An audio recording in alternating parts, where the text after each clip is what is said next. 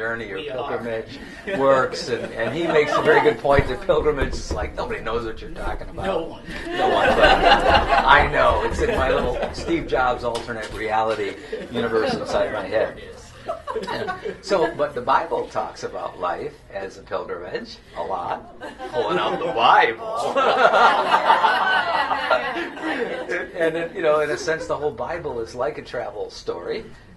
Abraham was a traveling man on a journey to a promised land. The people of Israel were a pilgrim people, moving from slavery in Egypt to the promised land. When Jesus came into the scene, the people who were the early adopters of the Jesus movement were called followers, because Jesus was a man on the move, going from one city or town and village in Israel to another. So this is a really important theme in the Bible, this pilgrimage idea. And pilgrims, by definition, are people who come from all over the map to a common destination, usually like a sacred place or a holy city. So that's where the word pilgrimage comes from. Let's take a pilgrimage to Rome, or a pilgrimage to Jerusalem, and this was part of the religious worship life of Israel in the time of the Bible, that there were certain feasts that took place in the holy city of Jerusalem, and people from all over the countryside would converge on this common destination from many different vantage points. Jesus is like the treasure buried in the field of religion, so that's how we're kind of thinking of it. And those of us participating in the class presumably are like pilgrims in search of that treasure. To borrow a little bit of language from the field of sociology, which borrowed the same language from the field of mathematics, we'll be using a centered set approach to spirituality rather than a bounded set approach to spirituality. And I think your notes there will give you a pretty good diagram of that. And the bounded set approach is one that's pretty common when it comes to faith or church or religion in general. And it's this idea that a bounded set is defined by a pretty clear boundary. Sometimes in the field of religion, it's a set of beliefs or prescribed behaviors, and you're either inside the set or you're outside the set. Take a more general deal. I'm a man, so that I'm inside the man set, and if you're a woman, you're outside the man set. You're over here. And so in the religious experience, sometimes churches set things up so that there's a real bounded set, and you're either inside or outside. Sometimes in bounded set churches, it's kind of hard to get in, and then once you're in, it's a little bit hard to get out. It's a bounded set. But a different approach to this whole business of belonging and spirituality is we're calling a centered set approach.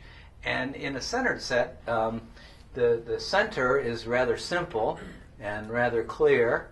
In our case, it would be Jesus would be the center, the treasure buried in this field of religion.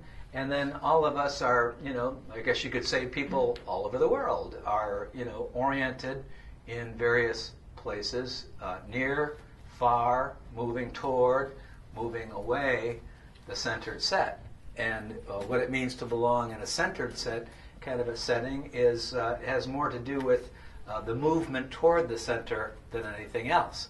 So, this dot is moving toward the center. This one over here might be moving away from the center. And so belonging is defined more by your orientation toward the center, whether you're facing it, and the movement toward the center. And you can see maybe how that fits in with this concept of spirituality as a journey or as a pilgrimage, where the key thing is taking that one step closer toward the center. The most important thing in a centered set approach is which way you are moving. Now, this is kind of helpful because many of us in the 21st century don't respond well to a bounded set approach to a religion. We're more like cats than cattle.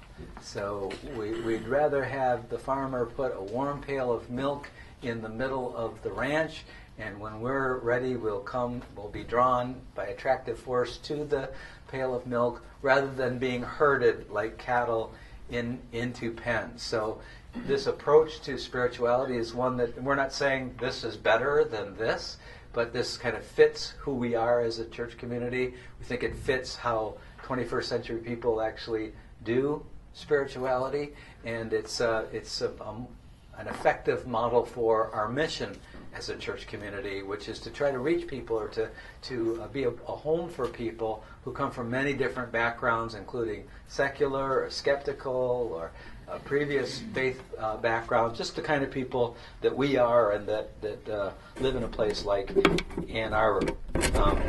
Sometimes people get the impression that the centered set approach to faith is kind of like a soft or superficial or a laissez-faire, anything goes easy approach to Christianity.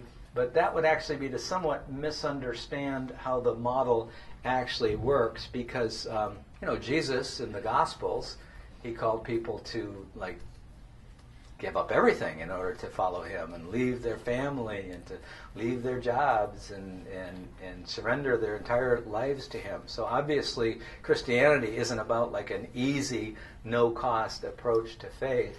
But the way I think that works out in this model is that, when you're farther away from the center, it's easier to approach the center. So you could, this little guy over here could be head in this direction, and that's a move toward the center. But as you get closer, like over here, if you're moving in that same trajectory, you're going to miss the center. Kind of like an airplane coming to an airport, quite a few miles out. The airplane just has to be approximately pointed towards the landing strip, but as the plane gets closer and closer to the landing strip, the pilot has to be more exacting in his aim, and you see the same thing going on, I think, in this model, which I think actually fits the way Jesus' faith actually works. So in our approach to spirituality over the course of the class, we'll be looking at 4 different dimensions of Jesus brand spirituality or Jesus-shaped spirituality: the active, the contemplative, the biblical, and the communal. And you could think of these as doing, being, learning, and the relating aspects of faith. The active is the doing, the contemplative is the being, the biblical is the learning, and the communal is the relating. I'm using the term dimensions intentionally because kind of like the 4 dimensions of space-time, height, breadth, width, and time are actually in reality hopelessly interconnected. And we can kind of pull one out and examine it and say, okay, that's time, or that's height, or that's breadth. But then as soon as we stopped examining it, it snaps back into its interrelationship with all the other dimensions. And that's, I think, actually a good example for the way the various dimensions of spirituality work, that we can examine them and look at them separately and distinctly, but they actually work as hopelessly interconnected realities. So interconnected was the next fill in the blank thing. Gosh, I'm just being so easy on you guys. So before we get into that, we'll be starting that process next week. Donnell will be talking about the active dimension of Jesus-shaped spirituality. Wanted to go to this other little tool that we think might be helpful for you, this quadrant picture of the religious landscape. You could map the world religions with a quadrant. Judaism, Christianity, Islam, and Eastern religions, which is a huge and very varied thing. And this is not a class in comparative religions, and none of us would be probably qualified to teach such a class. But we want to be looking at the landscape of the Christian faith, and you could think of that also like a landscape. I probably don't have maybe just a far away. Thank you. I don't know why I'm drawing this down.